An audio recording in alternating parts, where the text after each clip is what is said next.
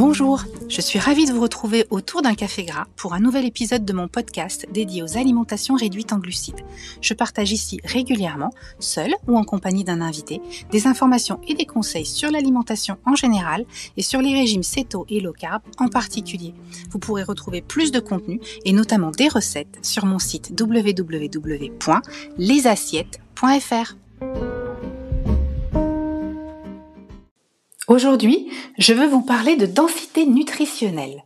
C'est un terme que j'utilise souvent et qui exprime deux points importants. Le premier, c'est que toutes les macros ne se valent pas. Le second, c'est que l'alimentation doit nourrir votre corps, pas juste remplir votre estomac. Toutes les macros ne se valent pas donc. Ça paraît évident quand on le dit comme ça, et pourtant vous êtes nombreux et nombreuses à faire des erreurs qui démontrent bien que vous n'avez pas encore assimilé ce principe. Je vais prendre un exemple.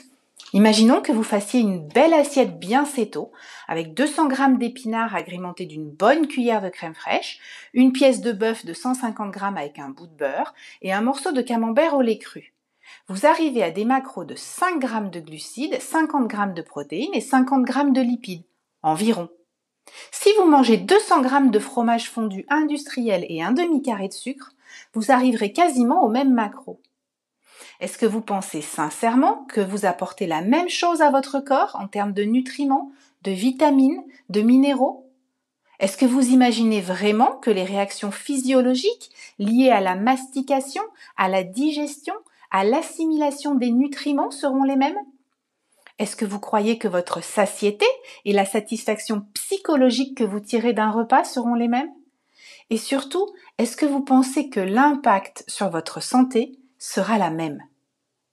Ça paraît évident, mais c'est pourtant l'erreur que vous faites quand vous vous concentrez sur le respect de vos macros magiques et que vous bricolez des repas absolument aberrants nutritionnellement que vous justifiez par le fait que ça rentre dans vos macros. La mesure des macros n'a pas pour objectif de vous apprendre à jouer à Tetris avec tel ou tel aliment, ni à vous rassurer quand vous mangez des produits ultra transformés parce qu'ils sont acceptables au regard des macros. La mesure des macros doit vous permettre de comprendre que non, vous n'avez pas mangé assez de viande. De réaliser qu'au final, 400 g de courgettes, c'était un peu trop pour être acceptable. D'apprendre à choisir une viande plutôt qu'une autre parce qu'elle est plus grasse et donc plus intéressante nutritionnellement. Et on en arrive au deuxième point. L'alimentation doit nourrir votre corps, pas juste remplir votre estomac. Pour être en bonne santé, votre corps a besoin de protéines et de lipides, certes, mais également de vitamines et de sels minéraux, d'acides gras, d'acides aminés, d'enzymes, bref, de nutriments qui permettent au corps de fonctionner correctement. La digestion et l'assimilation des aliments n'est pas qu'une question de glycémie et d'insuline. Pour que votre corps fonctionne correctement, il faut le nourrir dans son ensemble parce que tout est lié.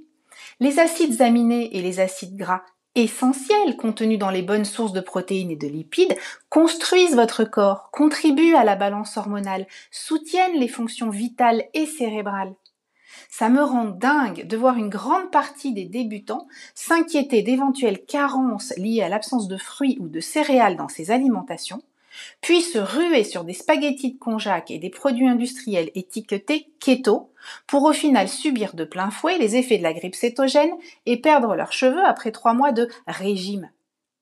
Perdre du poids en privant son corps de ce dont il a besoin, ça ne marche pas.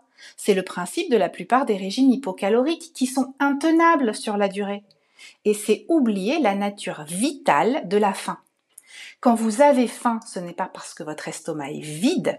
Votre cerveau est loin d'être stupide. Quand il envoie à votre corps des signaux de faim, c'est parce qu'il manque d'énergie, certes, mais également parce qu'il a besoin d'aliments nutritionnellement denses qui vont apporter le ciment et les briques dont le cerveau a besoin pour jouer son rôle de chef de chantier. Maintenir les fonctions vitales, réparer les cellules, construire les hormones. En consommant des aliments sans intérêt nutritionnel, en vous fiant uniquement à vos macros et aux étiquettes, vous remplirez votre estomac, mais votre cerveau continuera à envoyer ses signaux de faim parce que vous n'aurez pas répondu à son besoin primaire. Vous aurez l'impression d'avoir mangé, mais au final, vous ne nourrirez pas votre corps, vous resterez dans la même démarche réductionniste que celle qui consiste à limiter les calories. Or, cette notion de densité nutritionnelle est primordiale. en termes de santé et en termes de satiété. Lorsque vous consommez de la viande ou du poisson frais, vous ingérez des protéines et des lipides, mais surtout des vitamines, des minéraux, des acides aminés, des acides gras hautement biodisponibles. Votre cerveau reconnaît leur densité nutritionnelle, il sait que vous faites le plein de matériaux de qualité qui permettront à votre corps de fonctionner de manière optimale. La faim disparaît non pas parce que vous remplissez votre estomac, mais parce que vous faites ce que l'être humain n'aurait jamais dû arrêter de faire, manger pour se nourrir vraiment. Pas pour satisfaire une gourmandise ou tromper son cerveau, mais pour donner au corps ce dont il a besoin pour être en bonne santé et fonctionner de manière optimale. Parce qu'il n'y a qu'en fonctionnant de manière optimale qu'il est possible de perdre du poids durablement. Accessoirement, de vivre plus longtemps et en meilleure santé.